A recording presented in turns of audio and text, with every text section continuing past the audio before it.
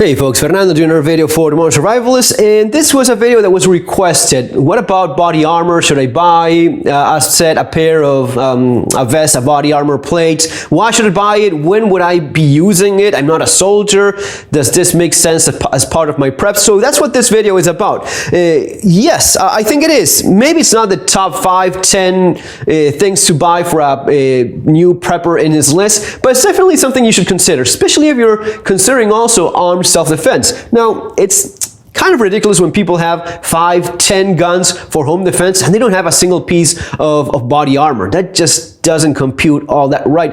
I mean, if you have a gun for self-defense, you're envisioning the possibility of someone with a firearm attacking you. So why would you be shooting in self-defense and not getting shot in return? That's kind of the idea.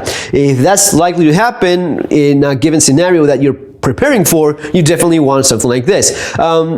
For those of you that don't know, basically body armor comes in two types. You have soft body armor panels like typically police will use, something like this. These are soft panels. Soft panels are basically like 25-30 layers of Kevlar, give or take. Kevlar is a more traditional use material. There's others, but Kevlar is the one that's more time proven. In fact, there's been some other materials that have been used and then recalled because they became just too brittle with time and such. Kevlar is a safe bet. Now you have different ratings. Usually you have body armor level 2, 2A, 3A. That's gonna be soft panels like this, and those are intended just to stop handgun ammunition, at least most of it, like 9mm 45 ACP, 357 Magnum, 44 Magnum, even buckshot, and even slugs. Although slugs would not be rated for this because the blunt trauma will be so high that it's likely to kill you, even though it doesn't go through.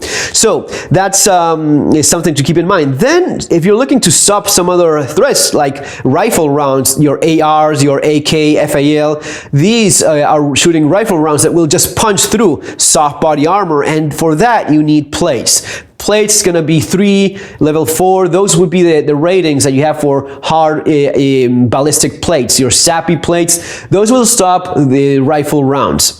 Those are usually made of metal, a little bit heavy, ceramic. There's polymer ones, but ceramic and metal would be the more typical ones, and they fit in this type of vest. They have a pocket. So what is my take on this? What is it that I would recommend? And to that I refer to my book Street Survival Skills, which I end up using for this sort of stuff.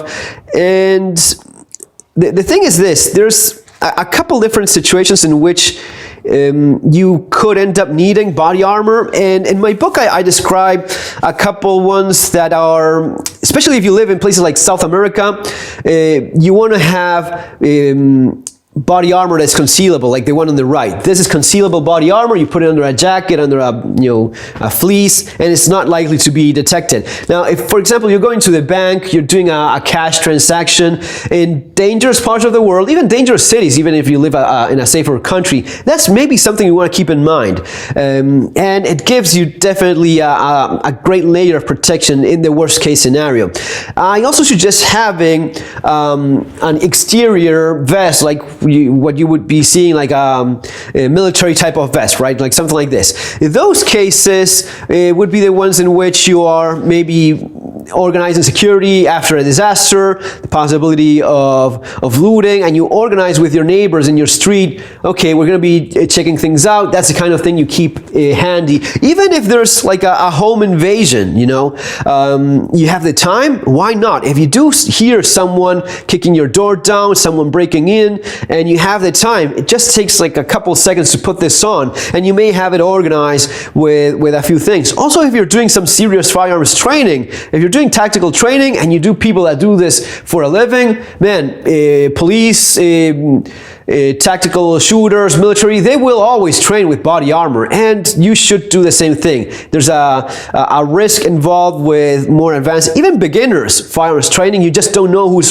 shooting right next to you. So it's a good idea to, when training, to have body armor on as well. Again, for people that do this, military, law enforcement, tactical units, they will train with what they're going to be using in the field, so they use this stuff as well. The way you organize your vest, it's pretty much up to you. I mean, there's a world of possibilities. You can have carriers for shotgun shells, for your magazine pouch, pistol magazine pouches, a holster, a couple other things you may want to keep in a vest you keep for home security. Probably like a tourniquet, small first aid kit with some hemostatic gauze like Celox, who has to stop bleeding. But usually like a tourniquet would be something that makes sense. A flashlight would be something else that you may want to have here. And if you're maybe organizing with your neighbors and you have a couple cool ones and you train together, maybe have a radio there as well if you're ever doing security around your community after some serious the disaster. And there's been hurricanes, that sort of thing happens, and people do organize.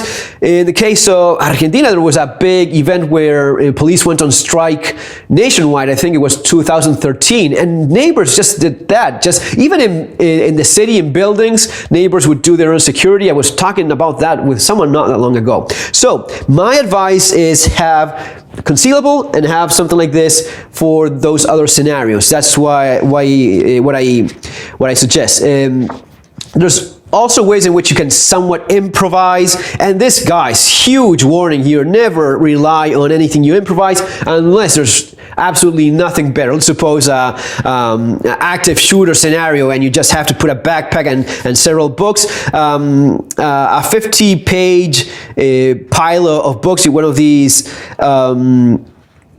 what is it called, the printer paper, 500 pages will stop 9mm. There's a good chance that it will do it. Don't ever have that depend your life on unless there's really no other choice. If you live in some part of the world where body armor is either hard or impossible to get, you could end up improvising some of, and there's a pile of videos of this on YouTube. You can do plates using resin, Kevlar, fiberglass, and you have to actually try how effective this is before you even consider relying on that to any sort of degree. But yes, it is true that with fiberglass, a couple layers of ceramic tiles, that's likely to stop a round. Again, check it out. And of course, by God, get yourself real body armor. It's affordable enough, it's cheap enough, especially in the surplus markets.